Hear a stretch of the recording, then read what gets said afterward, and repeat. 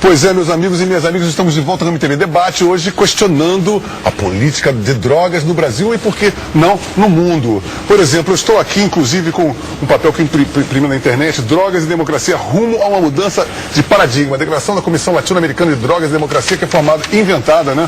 Criada por 3 ex-presidentes da República. O Fernando Henrique Cardoso,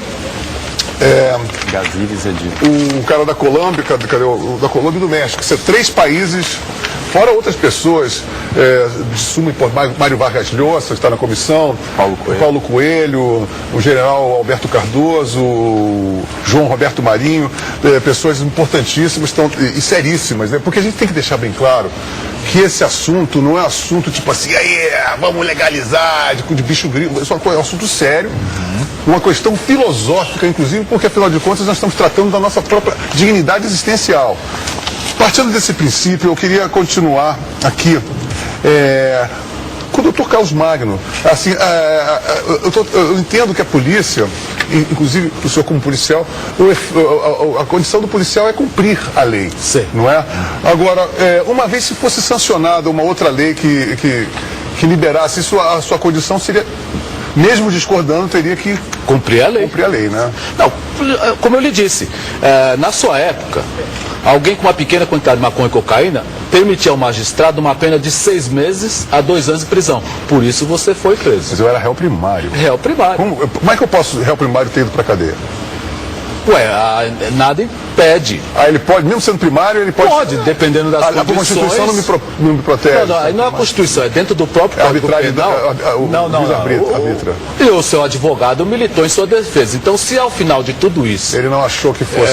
ele não conseguiu convencer o magistrado, por isso uma pena, acho que pegou 3 meses. Peguei um ano. Um ano. Peguei um ano, eu saí com habeas corpus de 3 meses e fugi do Brasil, evidentemente, né? Até completar, até prescrever a pena. Te dando a legalidade hoje, por exemplo, alguém chegando ao meu plantão hoje, não há flagrante, apenas a apreensão da droga e, no máximo, prestação de serviço à comunidade. Então eu cumpro a lei.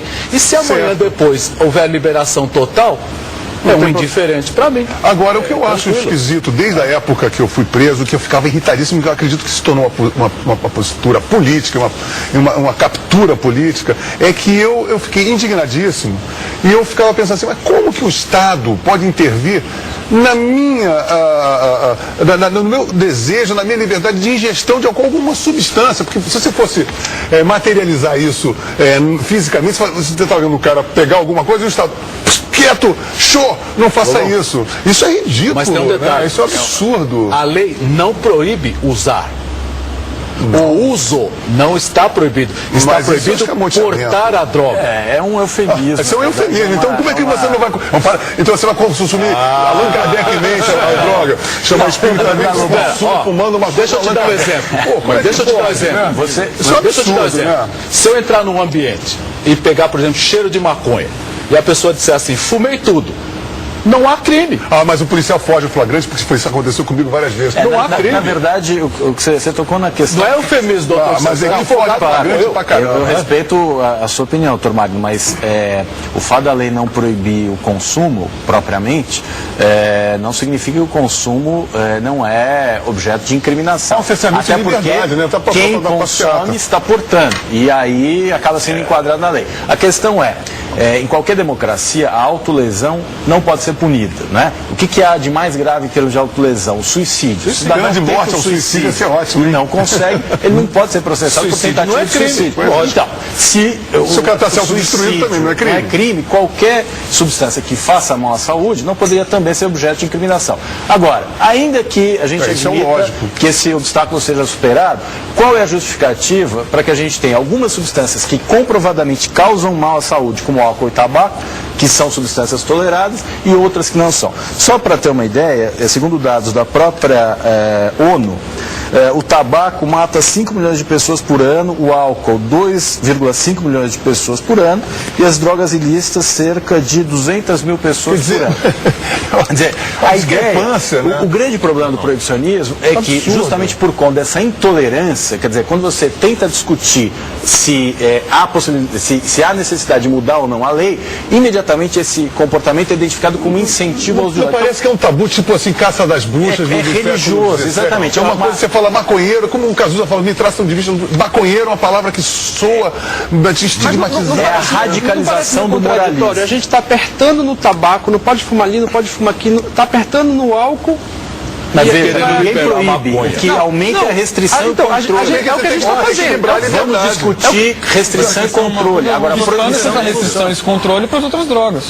Sim. Porque legalizar... Então, eu acho assim, que depois de algum tempo, estão vendo finalmente que tudo está fazendo mal para todo mundo. Vai proibir todo mundo? Sim, mas ninguém propõe a proibição do álcool e do tabaco.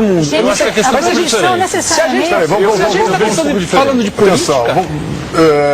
Isabel, Isabel, estávamos comentando aqui no intervalo, a proibição, a política proibicionista, ela na verdade não é eficiente no sentido de um controle maior. Mas se você pega e vai para o outro extremo da liberação, tem trabalhos científicos e muitos aí mostrando que há na Europa é bem sucedido, da Suíça, da Holanda. Não tem mais não tem. Os dados disponíveis. Não há nenhuma nação. Por exemplo, na imprensa inglesa você vê personalidades, todo mundo falando sobre isso com a maior naturalidade. Se eu falar o que eu falo aqui, eu vou ser preso imediatamente. Não, senhor. Você quer Não, senhor, nós estamos falando aqui. Não, nós estamos tendo estado prurido, cheio de Eu não pode nem sentar passeata. Eu tenho a minha visão que eu acho que faz mal e que deve ser evitado. Mas eu concordo com. Eu acho que é uma ofensa à liberdade da pessoa. Eu acho que proibir dá vontade. Ainda tem isso? Eu acho. Você tocou num ponto muito importante. Supõe-se que se houver uma legalização da maconha, metade dos adolescentes vão parar de usar, porque deixou de ser transgressivo. Porque o favor da adolescência está ligado à revolução. Cigarro não é proibido. Eu gostaria só de colocar, por exemplo, a experiência holandesa. Claro, o Brasil não é Holanda, eu acho que a Holanda não é modelo para o Brasil. Mas a abertura com relação ao consumo, a tolerância ao consumo de maconha na Holanda, fez o acompanhamento dos 30 últimos anos. Os nativos da Holanda ou seja, existe uma diminuição progressiva do uso de maconha, não apenas, apesar do acesso fácil. Não apenas de maconha, de outras drogas. Por exemplo, na Economist, que tratou desse tema, mostrou que nos últimos 12 meses, entre adultos de 15 a 34 anos, o uso de cocaína nos Estados Unidos foi de 5%, na Grã-Bretanha 5%, na Espanha 5%, Itália 3%, França e Holanda 1%. Agora, eu acho... Só acrescentando, eu acho que a Isabel tem razão quando ela aponta para estudos mostrando o contrário. Porque os estudos são realmente controversos nessa área. Tem estudos mostrando algo nesse sentido e estudos mostrando algo no oposto. O que a gente faz em ciência, a gente faz meta-análise, é uma forma de fazer uma análise conjunta e chegar a um resultado final. Só que eu acho que, diante dessa controvérsia, a gente não tem estofo nem para bancar a legalização, francamente, e nem para bancar o proibicionismo. Eu acho que a gente tem que abrir a discussão. Eu acho que uma marcha da maconha seria um momento de... Dá para tirar Eu acho que tem um outro ponto que precisa ser visto. Eu acho que o que é inquestionável hoje em dia é que a gente precisa defender a despenalização do usuário. Sem dúvida. Isso não se questiona mais, só se for uma mentalidade medieval. Porque agora, legalização ou liberação, eu acho que é questionável, eu concordo totalmente com o Isabel. Deixa eu dar um número só para contraponto. Está voltando à tona. Pensa no seguinte número, o doutor Gatil concorda que o CEBRID faz pesquisa com cientificismo.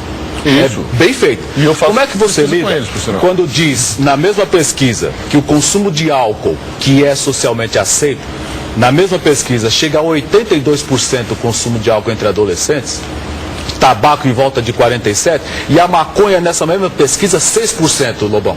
Certo. Veja, 6% uso.